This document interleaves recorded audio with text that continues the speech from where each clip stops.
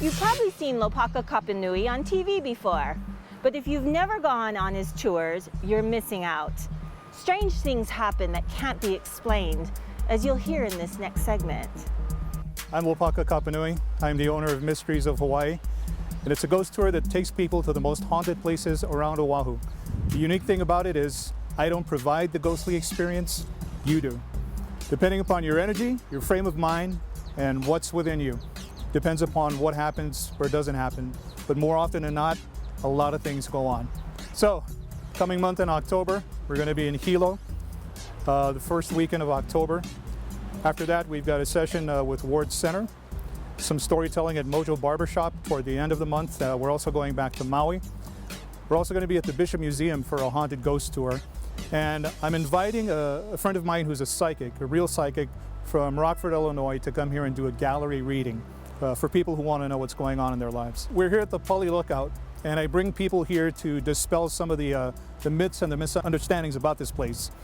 And one of the misunderstandings is that you can't bring pork over the Pali, but you really can't bring it from the windward side to the leeward side, because that side of the island belongs to the goddess Pele. This side belongs to her boyfriend Kamapua'a, and she doesn't want him tracking into her territory.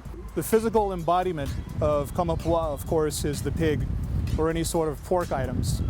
And so because of his promise not to encroach on Pele's territory, you cannot bring the essence of him from his side to the island to this side. And so there is evidence that this road at the old Pali Lookout is the actual one where pig or pork cannot cross. You can bring it anywhere else, but you can't bring it here.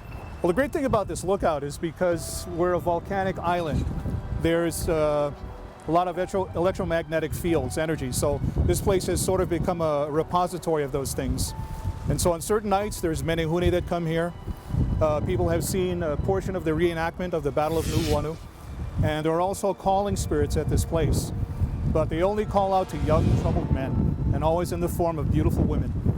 And they cannot seem to resist her call, her enticement to follow them, and usually it's over the edge of a cliff. My personal story is when I was in the senior year of high school, a couple of friends and I, we cut out, and one of the guys parks his car here. One of my friends and I go out toward the lookout. We're walking down the road, and we hear a girl start calling his name over and over, Lance, Lance, and then we stop, and we look at each other and we say, did you hear that? Well, after we say that, the voice then calls my name, Lopaka. Well, my friend pushes me out of the way, jumps in the car, won't talk. After that, he disappears. I don't see him from that year in high school until about 2006. Turns out he's in the state hospital. And that after that experience, that voice of that girl that was calling him actually followed him home and never left. And so it troubled him to the point where he's actually institutionalized at the state hospital. The tour is actually getting to be a lot more popular these days. Is the Ghost of Waikiki, or Waikiki Keonekapu. We visit 3 haunted hotels, used to be 4, but I've been banned by one of them. And we only have about 15 minutes to stay on the grounds of these hotels because everybody knows it's haunted.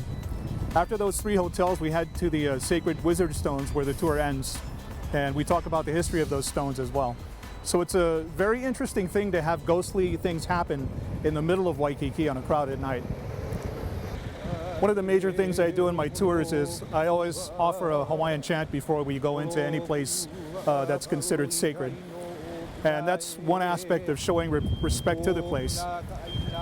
What I've noticed is that tourists who visit these places want to be respectful, and what they do is get some green leaf, doesn't matter what kind of green leaf it is, wrap it around a stone and put it on the wall of the sacred heiau.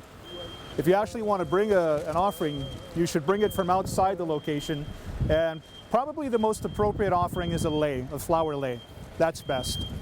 And because we're not really sure if certain places are still kapu or not, it's probably smart not to leave any food items. Because if you keep leaving food, the next time you come back with no food, whatever's there is going to come and take something else. And who knows what that might be. Did you hear that? It was probably just the wind, but we'll be right back after the break. We hope.